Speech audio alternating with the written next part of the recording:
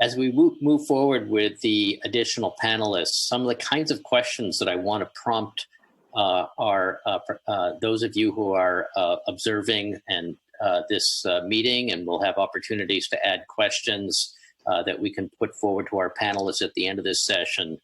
I want you to be thinking about, as you listen to these panelists, about what is the connection between timeliness and healthcare access, and how do we balance things like the need for rapid care with the need for appropriate care?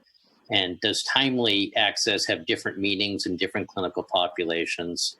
Also, I think, has our what access means changed over time, particularly as we've moved toward more thinking about things like population management.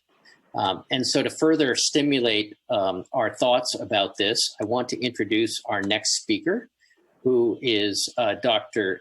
John Fortney from the University of Washington. Dr. Fortney is a professor in the Department of Psychiatry and Behavioral Sciences at the University of Washington School of Medicine. And he is also the director of the Division of Population Health. He is also a research career scientist at the HSR&D Center for Innovation for Veteran-Centered and Value-Driven Care at the VA Puget Sound Healthcare System there. So, Dr. Fortney, look forward to your comments. Thank you, Andy. This has been interesting because I have a really very different view of access than Lillian just presented. So I'm looking forward to the discussion later on. So the conceptualization of access that I'm going to present was developed at the 2010 State-of-the-Art Conference on Improving Access to VA Care, which I co-chaired with Peter Caboli.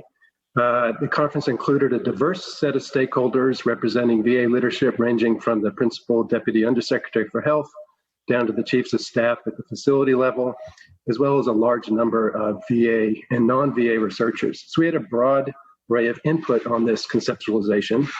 Though I will say we did not have good representation from veterans at that time, but we've corrected that in our subsequent work. So this is the theoretical conceptualization of access that we published in the Journal of General Internal Medicine 2011. We defined access as it represents the opportunity and potential ease of having face-to-face and virtual interactions among a care team. And importantly for this workshop, we differentiated between actual and perceived access, where actual access represents those directly observable and objectively measurable dimensions of access that predict perceived access, and perceived access represents those self-reported and subjective dimensions of access that predicted utilizing services. Following the lead of Penchansky and Thomas in their seminal 1981 article, we conceptualize access as the set of specific dimensions that are important to patients. 5 dimensions. The geographical dimension of access represents the ease or difficulty of traveling to healthcare facilities, and actual measures of this include travel time to the nearest provider. The temporal dimension includes the time required to receive healthcare services and the wait time for the next available appointment. The financial dimension includes the cost of utilizing services such as co-payments. The cultural dimension represents the acceptability of health services, and actual measures of this could include whether the service is offered in a language that the patient's comfortable communicating in. And finally, the digital dimension includes the connectivity that enables synchronous and asynchronous communication with providers.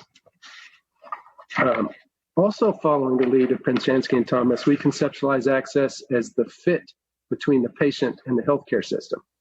Thus, access depends on the structure of the healthcare system and each patient's social determinants of access. So actual geographic access depends on the location of services, where they're provided, and where the patient lives. And the actual digital access depends on what services are delivered virtually and the patient's home computer technology and bandwidth. Now, to improve access, the healthcare system can accommodate patients' social determinants of access, for example, by opening up new clinic locations near to the patient or providing them with tablets with cellular service, which the VA has been doing for several years now. So Actual access influences patients' perceptions of access. So perceived geographic access represents a self-reported burden associated with traveling. Perceived temporal access represents the time burden of receiving or waiting for services. Perceived financial access is the affordability of those out-of-pocket costs. Perceived cultural access represents the acceptability of services. Do they understand their provider? Do they trust their provider? And perceived digital access represents perceptions about opportunities to interact virtually with the providers. The relationship between actual and perceived access will vary from patient to patient and depends on their expectations and health conditions. So, for example, physical and psychological disabilities can make traveling the same distance more burdensome for one veteran compared to another. So perceived access is inherently a patient-centered concept. For individuals to engage in treatment, they must have both perceived access to care and perceived need for care, which itself depends on a number of factors, such as symptom severity or burden, how effective they think treatment's going to be, their perceived self-efficacy, as well as attitudinal barriers to care, such as stoicism and self-reliance. So I think importantly, access is not the sole determinant of utilization, and it probably isn't even the most important determinant. If perceptions about need and access are high enough, individuals will engage with the healthcare system, and engagement creates the opportunity for the healthcare system to deliver high quality services, which Donna Bedian characterizes as technical quality and interpersonal quality. And if the services are provided are high quality, it should lead to improved outcomes, though that also depends on the patient's social determinants of health. Utilization, quality, and outcomes in turn affect patients' experience with care and their satisfaction. And there's a feedback loop where patients gain more experience with the system, their perceptions about access should evolve over time and presumably become more accurate. So that's our conceptualization of access. And however, because the term is used, in my opinion, too broadly, I think it's important to determine what access is not. So access is not the patient's social determinants, whether they have insurance, transportation, broadband. It's not what the healthcare system does. Do they have after-hour clinics? Do they have telemedicine services? It's the interaction between the social determinants and healthcare system structure that determines access. It's also not the attitudinal barriers such as self-reliance and stoicism. Healthcare systems should be held accountable to access barriers, but they shouldn't be held accountable to attitudinal barriers. So the stoicism and self-reliance instilled by the DoD and active duty military isn't really something that the VA can be expected to change. This is where I contrast with Lillian and her colleagues. I don't think access is utilization because, as I argued earlier, utilization depends on many things besides access. It's not quality. Donna Bedian himself says that access and quality are closely related, but not the same thing. He states specifically that it's more appropriate to separate the two constructs, defining access as the ease with which treatment is initiated and maintained. And also in contrast to an earlier presenter, I don't think access is outcomes. So even though the 1993 IOM report referenced earlier defines access as the timely use of personal health services to achieve the best possible outcomes, I don't think this makes sense because outcomes depend on many factors besides access, including those social determinants and the patients and the quality of care that's delivered. So next I want to focus on the issue that Dr. Kirsch touched on, which is, should we be looking at actual or perceived access? Actual access has some advantages. Some of the domains of access are easy to measure for the entire population, so for every veteran. The disadvantage is that some access domains are impossible to measure objectively, like culture. And this is a disadvantage because it might not capture things that are important to veterans. For example, in one study of veterans with mental health, the most important perceived access barrier was lack of trust in the VA healthcare system. 30% reported that. In comparison, only 18% reported that wait times was a barrier to care, which is what the VA has been hyper-focused on measuring the last 10 years. Another disadvantage of actual access is that it doesn't directly predict utilization. It's mediated by perceptions, and it's gameable, as we unfortunately discovered. Perceived access has many advantages. It can be measured for all the domains that are important to veterans. It's not gameable. I'll add it's easily interpretable and can be compared across systems and populations.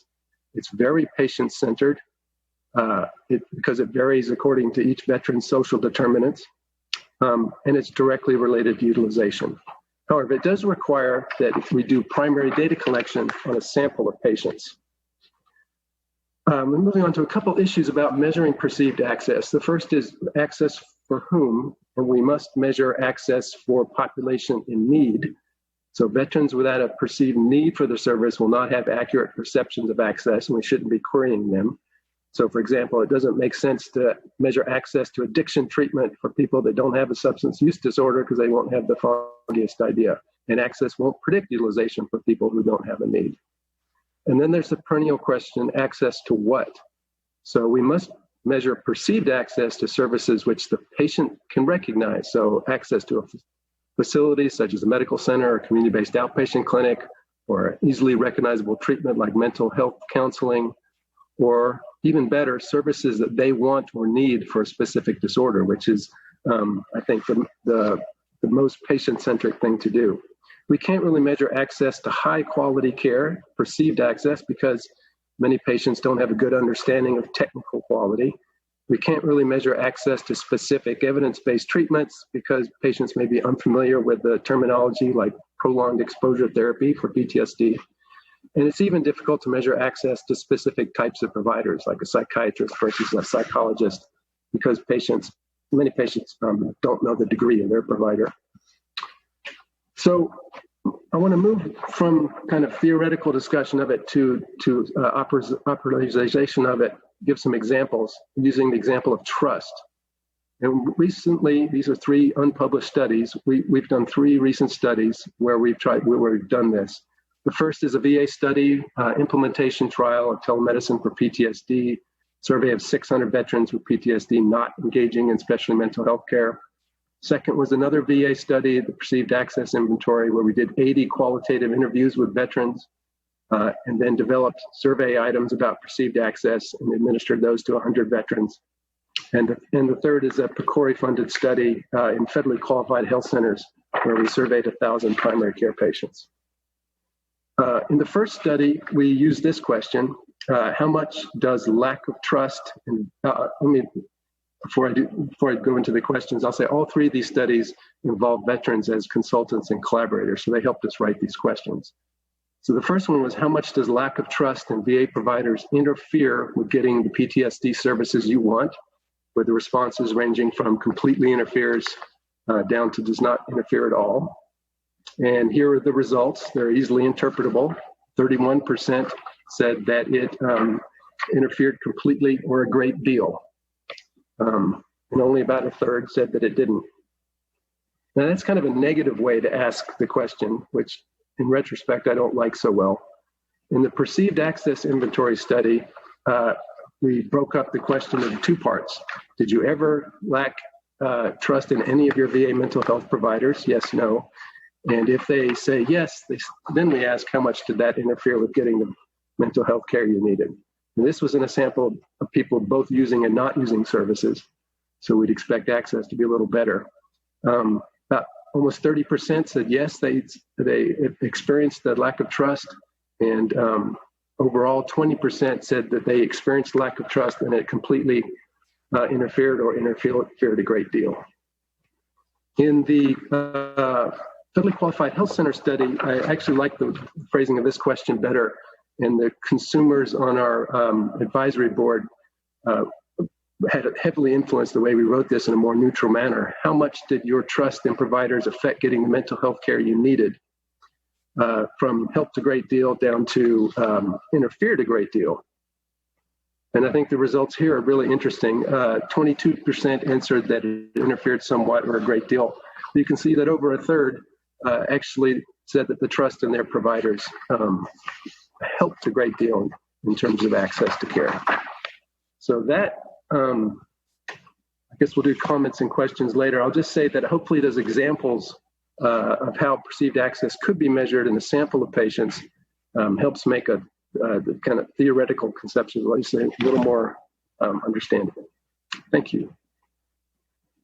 Well, thank you so much, Dr. Fortney. That was terrific, and really appreciate your highlighting both similarities and perhaps some differences in opinions related to both the underlying concepts of access, but also, I think we'll get into this, I hope, during the question period about what measurements should be appropriately attributed to access. For example, you highlighted differences about whether outcomes might be as compared to perhaps Dr. Gelberg's comments. So look forward to that. I want to encourage all of those of you who are watching this program that you can submit your questions using the text box below what you are watching, and please submit those. We will try to get to as many of those as we can during the question period that'll come up following all of the presentations.